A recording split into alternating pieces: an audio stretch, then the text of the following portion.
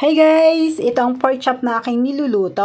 Tapos syempre, kailangan may partner na sabaw. So, sap-sap ang aking niluto guys. Nilagyan ko lang ng maraming kamatis, sibuyas, luya, and then asin and magic sarap. Syempre, pantanggal lang sa tanglad. Sabay ko niluluto guys, low fire lang. In this part, ilalagay na natin yung ating talbos ng kamote na color purple and color green.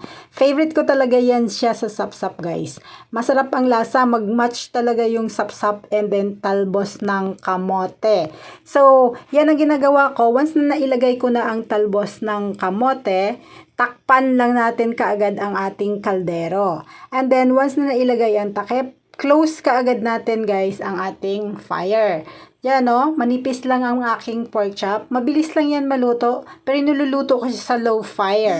Kaya tingnan mo, ang ganda ng pagkaluto ng aking pork chop. Yan ang aking nilutong tinulang isda with pork chop and then kanin. So, tara, ano pang inaantay nyo? Kainan time!